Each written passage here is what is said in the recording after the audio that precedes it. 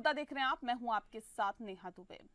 अब तक यूक्रेन का साथ निभा रहा अमेरिका अब रूस के पक्ष में आ गया है। जाहिर तौर पे अमेरिका ने यूटर्न ले लिया है। ये यूटर्न कई सवाल खड़े करता है। सवाल इस बात को लेकर भी कि आखिर क्या वजह है कि अमेरिका ने यूटर्न ले लिया है। अमेरिका ने यूक्रेन पर आक्रमण के लिए रूस को दोषी ठहराने से इनकार कर दिया है। यूक्रेनी राष्ट्रपति वोलोडिमीर जेलेंस्की पर समझौते का दबाव डालने के बाद अमेरिका ने यूक्रेन पर यूएन में एक और दबाव डाला। अमेरिका ने मंगलवार को संयुक्त राष्ट्र यूएन महासभा में यूक्रेनी प्रस्ताव के खिलाफ रूस के समर्थन में वोटिंग की। यूक्रेन के आपको बता दें कि यूक्रेन ने रूस के साथ युद्ध को 3 साल पूरे होने पर यूएन में 3 प्रस्ताव पेश किए थे।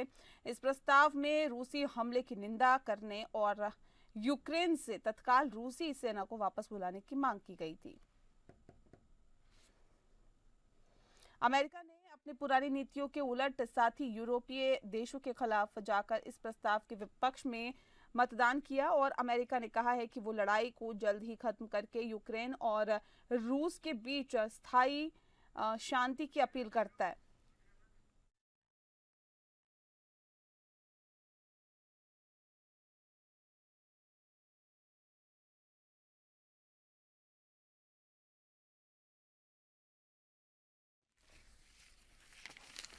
जब से रूस और यूक्रेन के बीच युद्ध की शुरुआत हुई है, तब से पहली बार अमेरिका और इजराइल ने यूक्रेन के खिलाफ वोट किया है, जबकि भारत और चीन समेत 65 देशों ने वोटिंग में हिस्सा नहीं लिया है। प्रस्ताव का समर्थन करने वालों में जर्मनी, ब्रिटेन और फ्रांस जैसे प्रमुख यूरोपीय देश शामिल है।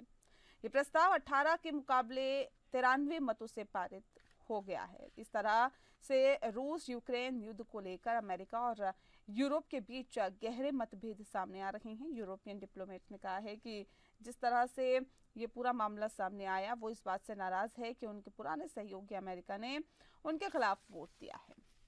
ये सारा मामला ऐसे वक्त पर हो रहा है जब हाल ही में अमेरिका के राष्ट्रपति डोनाल्ड ट्रंप और यूक्रेनी राष्ट्रपति जेलेंस्की के बीच जुबानी जंग देखने को मिली थी।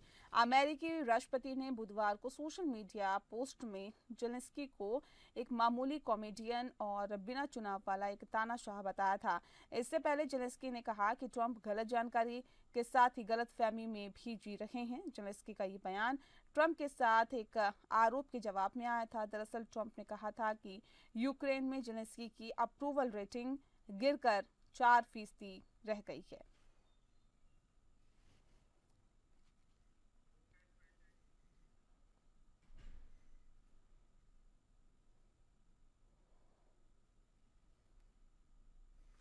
और इस विषय पे तफसील से चर्चा करेंगे। खास मेहमान हमारे साथ मौजूद है, उनसे आपका परिचय करा देते हैं। इस वक्त हमारे साथ संजीव श्रीवास्तव जी है, पूर्व राजनयिक है। सर बहुत बहुत स्वागत है आपका। और हमारे साथ retired group captain VN Jha साहब है, जो कि रक्षा विशेषज्ञ है। झा साहब आपका भी बहुत बहुत स्वागत है।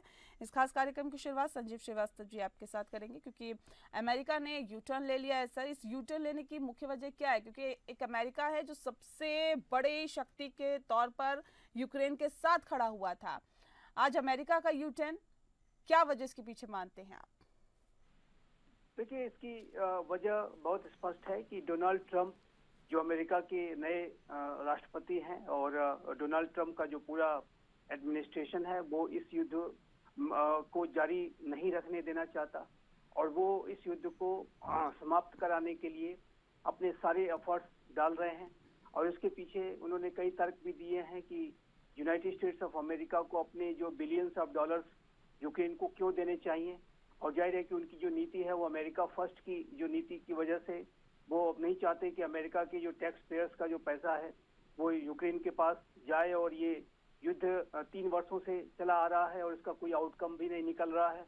तो ऐसे में वो युद्ध को शांत कराने के लिए पहला तो ये तर्क दे रहे हैं। दूसरा ये है कि जो लाखों की संख्या में जो लोग मारे गए हैं, लोग हताहत हुए हैं, वो भी अब डोनाल्ड ट्रंप को स्वीकार नहीं है। वो कहते हैं कि इस जो ब्लड शेड है इसको रुकना चाहिए।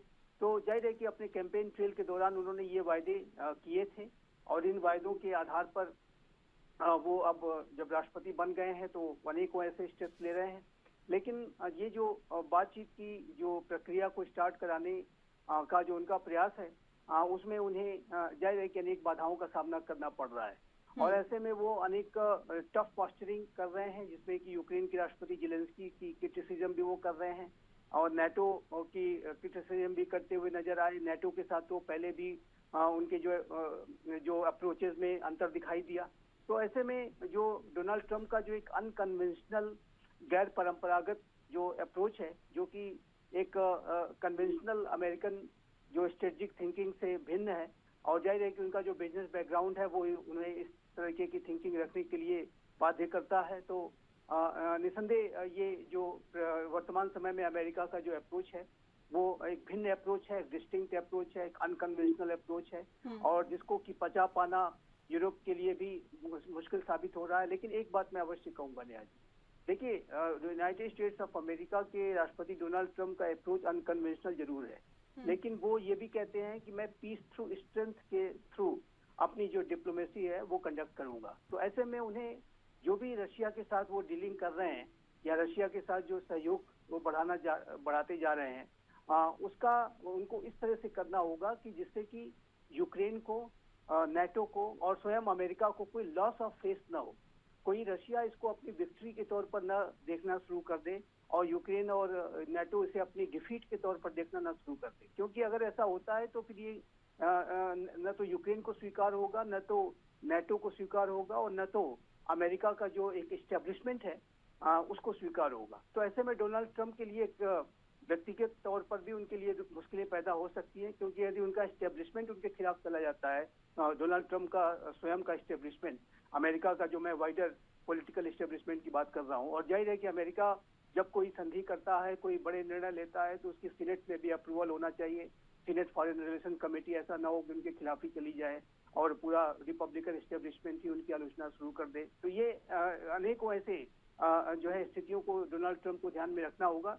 अच्छा है अपना उनका जो अप्रोच, उनका अपना स्वयं का सोच है कि अमेरिका फर्स्ट को लेकर के चलते हैं, लेकिन अमेरिका फर्स्ट का approach not at the cost of American allies and American जो पार्टनर्स और उनके स्वयं के एस्टेब्लिशमेंट की कॉस्ट पे नहीं हो सकता। और यदि उनको एक जो भी वो डीलिंग कर रहे हैं रशिया के साथ, वो ऐसा करें कि जिसमें विन विन सिचुएशन हो। कोई ऐसा ना हो कि एक पार्टी उसे अपनी जीत के रूप में देखना शुरू कर दे, रशिया उसको अपनी जीत के रूप में देखना शुरू कर दे, और यूक्रेन एक पराजित मानसिकता उसको रखना शुरू कर दे, या नाटो को एक पराजित मानसिकता रखना शुरू कर दे। इस तरीके की बातों को डोनाल्ड ट्रंप को अवश्य ध्यान में रखना होगा, नहीं तो फिर डोनाल्ड ट्रंप के लिए चुनौतियां बहुत बढ़ सकती है। ठीक है, लेकिन एक झा साहब बहुत महत्वपूर्ण सवाल इस बात को लेकर भी है। देखिए, अब अमेरिका साथ नहीं यूक्रेन की, तो सैन्य शक्ति का क्या होगा? यूक्रेन क्या आगे स्टेप ले सकता है, क्या होगा, और ये कितना बड़ा झटका है यूक्रेन के लिए? बहुत बड़ा झटका है ये। देखिए, यूक्रेन का हम लोग नाम लेते हैं कि यूक्रेन लड़ाई लड़ रहा है, लेकिन लड़ाई यूक्रेन नहीं लड़ रहा है। आज से लगभग 2.5 साल पहले से ही, या उससे भी पहले से, ये लड़ाई बिल्कुल रशिया और नेटो की भी। कितने साजो सामान हैं, उपकरण हैं, मिलिट्री हार्डवेयर हैं, चाहे वो तोप हो, टैंक हो, बंदूक हो, ये सब नेटो के द्वारा दिए गए हैं। और यहाँ तक कि जो मिलिट्री यूक्रेन यूज कर रही है, उस मिलिट्री में आज के दिन में बहुत कम यूक्रेनियन रह गए हैं, और जो लोग बचे हुए हैं वो मोस्टली मर्सनरीज हैं, दूसरे देशों से आए हुए हैं। तो इसको लेके यूक्रेन कभी नहीं लड़ सकता, और तब जबकि अमेरिका अपना हाथ पीछे खींच रहा हो। डोनाल्ड ट्रंप ने ऑलरेडी बता दिया है कि वो और किसी तरह के जो पैसे का नुकसान है वो नहीं झेलना चाहता है। अमेरिकी ऑलरेडी काफी सारे बर्डन में है, फाइनेंशियल बर्डन में है। तो अगर आगे का एक पैकेज या असिस्टेंट पैकेज अमेरिका से आना बंद हो जाता है यूक्रेन के लिए, तो यूक्रेन कभी ये लड़ाई नहीं लड़ सकती है। देखिए, कल ही ये उन्होंने 3 साल के वर्षगांठ मनाई थी। इसमें मनाने के लिए कुछ नहीं है, ये जेलेंस्की की नासमझी है। मनाने के लिए कुछ नहीं है, उन्होंने बहुत कुछ खोया हुआ है। लेकिन इस संदर्भ में भी मेरे ख्याल से शायद 14 राष्ट्राध्यक्ष पहुंचे थे अलग अलग कंट्री से, और ईयू की जो चांसलर है वो पहुंची थी वहां पे। तो इन लोगों ने फिर से $3.2 बिलियन पैकेज अप्रूव किया हुआ है यूक्रेन के लिए। लेकिन यूरोप पैसे दे सकता है, लेकिन मिलिट्री हार्डवेयर तो नेटो से आना है, और नेटो में, अगर नेटो आज के दिन में पूरा का पूरा दबदबा है अमेरिका का, तो अमेरिका अगर अपने वेपन देना बंद कर देता है तो यूक्रेन तो लड़ाई लड़ ही नहीं सकता है। उस पैसे का क्या करेगा? हाँ, हो सकता है कि वो $3.2 बिलियन का जो कमिटमेंट है जब आएगा तो उससे रिकंस्ट्रक्शन वर्क जो है वो शुरू किए जा सकते हैं। उसका जो डैमेज हुआ है लगभग अनुमान है कि 500 से 600 बिलियन डॉलर के आसपास का डैमेज हुआ है, चाहे वो इंफ्रास्ट्रक्चर हो, रेसिडेंशियल अपार्टमेंट हो, सारे मिलिट्री प्रतिष्ठान हो, बहुत मैसिव डैमेज हुआ है और बहुत सारे शहरों में हुआ है। तो विनाशकारी ये युद्ध हुआ है, इसको रुकना चाहिए। और इसका रुकने का कारण एक है कि अगर अमेरिका अपना मन बना ले, जो लगता है कि ट्रंप ने अपना मन बना लिया है, तो ये युद्ध का रुकना लगभग निश्चित है। अब प्रतिष्ठा का सवाल आया है यूरोपियन यूनियन के लिए, नेटो के लिए और खास करके जेलेंस्की के लिए। तो जेलेंस्की का प्रतिष्ठा तो इसमें कुछ नहीं है, क्योंकि उसने अपनी प्रतिष्ठा आज से 2.5 साल पहले गंवा दी है। यहाँ पे यूक्रेन के सरजमीन पे जो भी हो रहा है, यूक्रेन सिर्फ, जो जेलेंस्की है वो सिर्फ एक मोहरा था, बाकी लड़ाई जो है वो यूक्रेन के धरती पे चेस बोर्ड बिछी हुई है, जिसमें एक तरफ में रशिया है, दूसरे तरफ में नेटो की फोर्सेस है। तो जेलेंस्की की अपनी कोई भी साथ नहीं है। अब जेलेंस्की ने कहा कि वो अपना रिजाइन कर देगा, तो जेलेंस्की के रिजाइन करने या ना करने से कोई फर्क नहीं पड़ता है। वहां पे कौन दूसरा प्रेसिडेंट है? जेलेंस्की को चाहिए था कि वहां पे इलेक्शन करवा के एक दूसरा प्रेसिडेंट देता और जो कि चीजों को अलग तरह से देख के इसको यूक्रेन के पक्ष में किसी न किसी तरह से करता। तो अगर वो नहीं कर रहा है तो ये उसके लिए कोई बात नहीं है। लेकिन नेहा जी, एक चीज मैं बताता हूँ, जहाँ पे कि अभी थोड़ा सा मतांतर चल रहा है नेटो और यूएसए के बीच में, या यूरोप और यूएसए के बीच में, ये बहुत दिन तक नहीं चल सकता और बहुत गहरा डिवीजन नहीं हो सकता है, क्योंकि ब्रिटेन, यूके, वो एक बड़े मिलिट्री अलायंस का भी पार्टनर है जिसका नाम है ऑकस। ये पैसिफिक रीजन में ऑस्ट्रेलिया, यूएसए और यूके, इन तीनों ने मिलकर बनाई हुई है चाइना से लोहा लेने के लिए। और यही कारण है कि शायद अमेरिका आज के दिन में रशिया की तरफ में ज्यादा देख रहा है, क्योंकि अगर रशिया और चाइना साथ मिल गए, याद रखिए इन दोनों के बीच में एक अनलिमिटेड संधि है जो पुतिन ने और जी जिनपिंग ने साइन की है। वो अनलिमिटेड जो कॉपरेशन है वो बहुत मैसिव है। उसका मतलब ये होता है कि कल के दिन में अगर चाइना की गतिविधियों में कोई इंटरफेयर करता है तो रशिया को उसका साथ देना जो है वो मैंडेटरी हो जाएगा। तो अगर रशिया, चाइना और नॉर्थ कोरिया अगर तीनों मिलके अगर पैसिफिक में कुछ करते हैं, जैसे ताइवान पे हमला या जापान के जो कुछ द्वीप है उसके ऊपर में हमला, या फिर जो डॉटेड लाइंस हैं साउथ चाइना सी में उसके ऊपर में कब्जा, तो फिर अमेरिका नहीं लड़ पाएगा अगर यूके का फोर्सेस वहां पे नहीं आए। तो इसलिए अमेरिका को यूके को अपने साथ में रखना पड़ेगा और किसी न किसी तरह से चाहते हैं कि वो रशिया को अपने तरफ में मिलाए। और इसीलिए जो गतिविधि चल रही है कि जो अभी यूएन जनरल असेंबली में एक मोशन पास हुआ है जिसमें कि कुछ वो रशिया के फेवर में उन्होंने अपना मत रखा हुआ है। तो ये सब एक बड़े व्यापक जो विश्व का पॉलिटिक्स चल रहा है, जियो पॉलिटिक्स चल रहा है, ये उसका भाग है।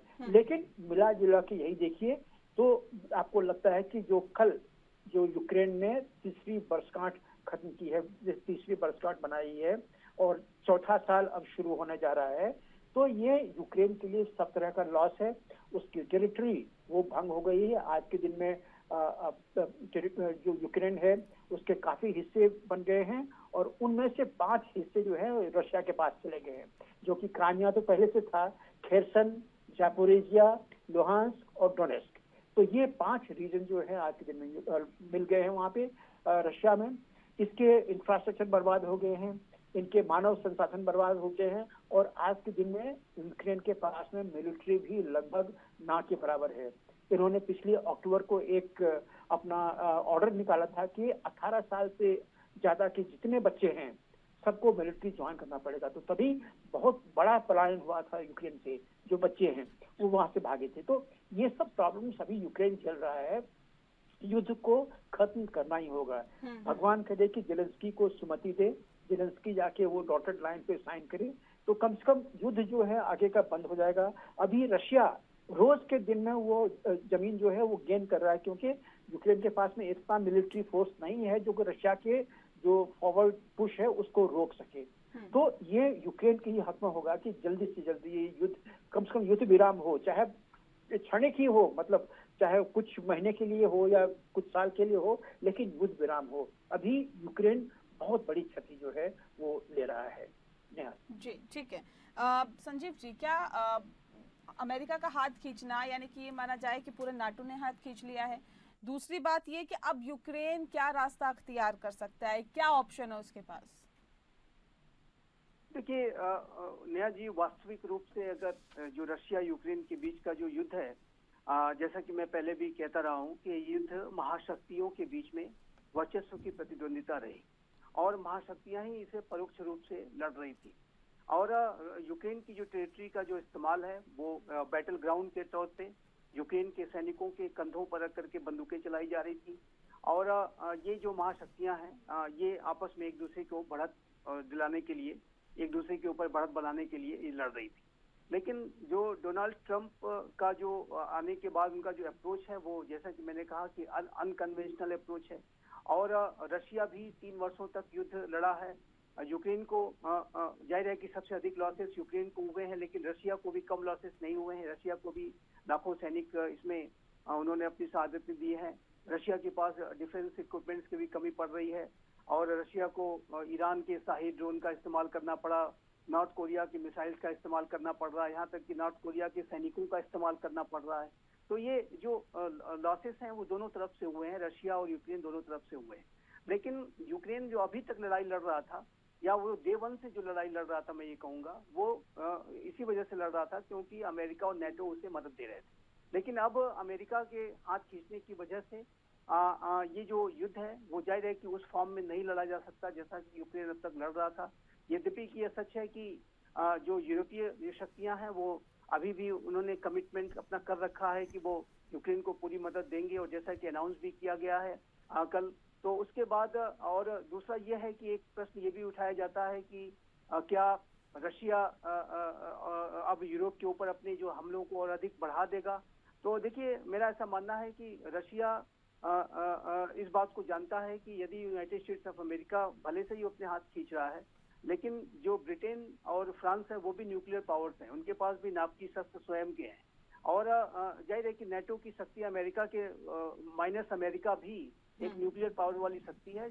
ऐसे में कोई ऐसा दुस्साहस रशिया नहीं करेगा कि जो अन्य क्षेत्रों पर भी वो जो है कोई नेटो पर कोई सीधा हमला कर दे। नेटो पे सीधा हमला तो हो नहीं सकता, लेकिन ये जो परोक्ष रूप से जो युद्ध है और उसको युद्ध करने की जो मंशा है, वर्चस्व को बढ़ाने की मंशा के तहत अनेकों रशिया भी ऐसी कार्रवाइयां कर सकता है। वो अगर यूक्रेन में उसको जीत के तौर पर यूक्रेन मिल गया तो जाहिर है कि राष्ट्रपति पुतिन एम्बोल्डेंड होंगे कि वो जॉर्जिया की तरफ बढ़े, फिर मोल्डोवा बढ़े, स्वीडन, फिनलैंड और पूर्ववर्ती सोवियत रिपब्लिक, जैसा कि वो उनकी महत्वाकांक्षा है कि वो पुराने सोवियत यूनियन को रिवाइव करना चाहते हैं। तो ये जो पूरी स्थितियां हैं वो उसमें डोनाल्ड ट्रंप को रशिया की अति महत्वाकांक्षा को भी ध्यान में रखना पड़ेगा। अगर रशिया को उन्होंने यूक्रेन में एक जीत दे दी तो फिर रशिया के राष्ट्रपति पुतिन 1-2 वर्षों के बाद फिर से कोई नया युद्ध शुरू करेंगे। वो जॉर्जिया, मोल्डोवा और अन्य जो पोलैंड इत्यादि पर भी जैसे कि वो समय समय पर धमकियां देते रहते हैं। तो ऐसे में जो ये पूरा लार्जर डायनामिक्स है और रशिया की जो महत्वाकांक्षाएं हैं, चाइना की जो महत्वाकांक्षाएं हैं अपने आप को अधिक से अधिक सशक्त बनाने की, उसमें अमेरिका कैसे डील करेगा, ये बड़ा प्रश्न है। इसी वजह से मैं बार बार इस बात को कहता हूँ कि डोनाल्ड ट्रंप को ये जो पूरा जो रशिया के साथ जो बातचीत की प्रक्रिया है उसको एक ऐसे तरीके से करना होगा कि जिसमें विन विन सिचुएशन हो। यूक्रेन को कोई लॉस ऑफ फेस ना हो जाए, नेटो को कोई लॉस ऑफ फेस ना हो, अमेरिका को कोई लॉस ऑफ फेस ना हो। और ये इतना ज्यादा जो है कंप्रोमाइज कर लेना कि उसके सामने बिल्कुल झुकते हुए चले जाना, ये मुझे नहीं लगता कि कोई भी इस्टेब्लिशमेंट, वेस्टर्न कंट्रीज के जो इस्टेब्लिशमेंट हैं उसको वो स्वीकार करेंगे। और आप जानते हैं कि इस्टेब्लिशमेंट को साथ में लेकर के चलना, चाहे आप कितने भी बड़े करिश्माई नेता क्यों ना हो, लेकिन इस्टेब्लिशमेंट के खिलाफ आप जाके काम करेंगे तो फिर इस्टेब्लिशमेंट आपके लिए स्वयं परेशानियां खड़ी करना शुरू कर देता है। और ऐसे में किसी भी राष्ट्रपति को या किसी भी प्रधानमंत्री को आगे बढ़ पाना मुश्किल हो जाएगा। तो ऐसे में इस्टेब्लिशमेंट को भी साथ में लेना होगा अपने एलाइज नेटो के यूरोपीय देशों को साथ में लेना होगा और रशिया के साथ पीस थ्रू स्ट्रेंथ वाले पोजीशन से बात करनी होगी और एक विन विन सिचुएशन पैदा करनी होगी। विनिंग और लूजिंग की सिचुएशन में ये कोई डील हो नहीं सकती, ये मैं स्पष्ट रूप से देखता हूँ। अगर कोई डील करने की कोशिश की गई तो वो ब्रेक डाउन कर जाएगी और नेटो के बिखरने का भी खतरा पैदा हो जाएगा। और फिर जैसे कि मैंने कहा कि अल्टीमेटली डोनाल्ड ट्रंप का एस्टेब्लिशमेंट भी उनके खिलाफ जा सकता है। तो अनेक ऐसे ये जटिल प्रश्न हैं तो जिसका कि समाधान डोनाल्ड ट्रंप को ढूंढना होगा और उनके एडमिनिस्ट्रेशन को सावधानियां बरतनी चाहिए। बहुत ऐसे ज्यादा जा करके अति उत्साह में कोई ऐसा निर्णय न ले लें कि जिसकी की वजह से पूरे अमेरिका की जो पूरी ग्लोबल इमेज है वो प्रभावित हो, वेस्टर्न अलायंस की जो ग्लोबल इमेज है वो प्रभावित हो। यदि अमेरिका यहाँ कमजोरी दिखाता है, मैं नेहा जी एक बात कहता हूँ, हाँ। यदि आप यूक्रेन को ये जो विक्ट्री है प्लेटर में रख करके रशिया को दे देते हैं कि ठीक है आपकी जीत हो गई और हम आपके साथ खड़े हैं और आप डिक्टेटर हो, आप कॉमेडियन हो, इत्यादि इत्यादि करके, तो फिर ताइवान के अंदर भी इस तरह की फीलिंग आएगी कि क्या अमेरिका उसके साथ ऐसे ही खड़ा रहेगा? अमेरिका तो कभी विड्रॉ कर सकता है। जापान और कोरिया के सामने भी ऐसी फीलिंग आएगी कि जो है वो अमेरिका तो उसके रिलायबल पार्टनर रहा नहीं, यूक्रेन को तो उसने धोखा दे दिया तो हमें भी धोखा दे सकता है। तो ऐसे में अमेरिका के खिलाफ ही एक माहौल बनना शुरू हो जाएगा। उनके जो अलायंसेस हैं, जो अमेरिका ने सिक्योरिटी गारंटीज दे रखी हैं, मैं कहूँगा सिक्योरिटी गारंटीज जो यूक्रेन को बाइडेन एडमिनिस्ट्रेशन दी थी, तो don't worry I will be with you, और आप अभी इस तरह से विड्रॉ करेंगे, एक लॉस ऑफ फेस करा करके विड्रॉ करेंगे, तो ऐसे में जो उसके अन्य एलाइज और एलाइज हैं अमेरिका के, जो कितना ग्लोबल अलायंस और पार्टनरशिप्स हैं, वो सबके अंदर एक जो आशंका पैदा हो जाएगी। और आप हमेशा हर जगह अमेरिका फर्स्ट कहते हैं, तो ऐसे में अमेरिका की जो एक ग्लोबल है उसका जो डोमिनेंस है, जो एक मॉरल अथॉरिटी है कि डेमोक्रेटिक वैल्यूज के लिए वो लड़ेगा और सबके साथ खड़ा रहेगा और अंतिम दम तक लड़ेगा, इत्यादि इत्यादि, जो अमेरिका के जो लीडर्स इस बात की बातें घूम घूम के पूरे विश्व में कहते हैं, वो सब में सवालिया निशान खड़े हो जाएंगे। और थोड़े से डॉलर्स को बचाने के चक्कर में आप जो है अपनी पूरी ग्लोबल इमेज को गंवा बैठेंगे, पूरी अपनी क्रेडिबिलिटी को गंवा बैठेंगे।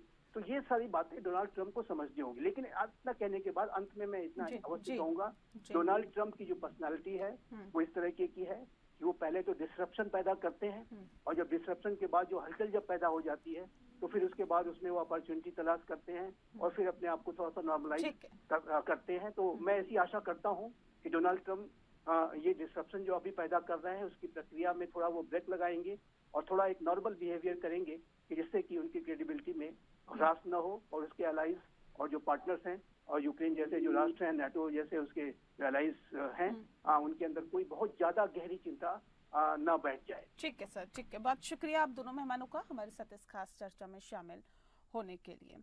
खास पेशकश में फिलहाल के लिए इतना ही, लेकिन इस बीच एक बड़ी खबर का रुख कर रहे हैं। बड़ी खबर इस वक्त की, सिख विरोधी दंगा केस में एक बड़ा फैसला आया। बता दें आपको कि सज्जन कुमार को उम्र कैद की सजा सुनाई गई है। इस वक्त की बड़ी और अहम खबर हम आप तक पहुंचा दें। आपको बता दें कि 1984 दंगा जो केस चल रहा था उसके अंदर दोषी ठहराए गए और उम्र कैद की सजा ठहराई गई, सुनाई गई है। कांग्रेस नेता सज्जन कुमार को उम्र कैद होगी और साथ ही साथ सिख दंगा केस में कांग्रेस के पूर्व सांसद सज्जन कुमार को उम्र कैद हुई है।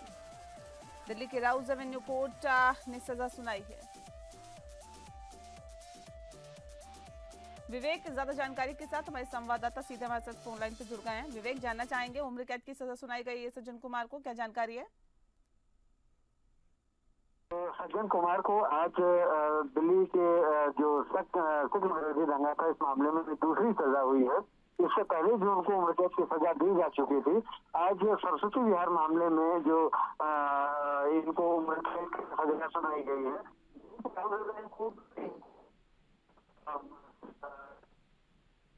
38 आईपीसी की धारा के तहत आजीवन कारावास की सजा सुनाई है। इसके अलावा 308 में उनको 7 साल की सजा, जबकि 137, 148 में 2 साल और 3 साल की सजा के साथ जुर्माना, ये सजा सुनाई है। क्योंकि इससे पहले जो उनको प्रतिविरोधी दंगे मामला था उस मामले में एक बार उनको उम्र कैद की सजा मिल चुकी थी, लेकिन आज जो उम्र कैद की सजा मिली है इसमें जो पीड़ित पक्ष था और दिल्ली पुलिस था उनकी तरफ से दलील दी गई थी कि उनको rarest of the rare case मानते हुए उनको फांसी की सजा दी जाए। क्योंकि उनका ये कहना था कि यह मामला जो दिल्ली पुलिस ने अपनी लिखित दलील दी थी उसमें ये उन्होंने कहा था कि चूंकि यह मामला निर्भया का जो मामला था उससे भी संगीन मामला था, क्योंकि उसमें एक महिला ही टारगेट की गई थी, लेकिन जबकि सज्जन कुमार की तरफ से जो ये घटना को अंजाम दिया गया था उसमें एक पूरी कम्युनिटी को ही टारगेट किया गया था। इस वजह से उनको फांसी की सजा से कम की सजा नहीं दी जानी चाहिए। हालांकि सुप्रीम माफ कीजिएगा, दिल्ली के राज्य सुप्रीम कोर्ट ने उनको आजीवन कारावास की सजा सुनाई है। तो अब उनके पास जो सजा है उसमें अपील करने का है कि वो हाई कोर्ट में इस सजा के खिलाफ अपील कर सकते हैं। जी, बहुत शुक्रिया आपका विवेक, तमाम जानकारी हम तक पहुंचाने के लिए। और इसी के साथ मुद्दा में फिलहाल इतना ही। नमस्कार।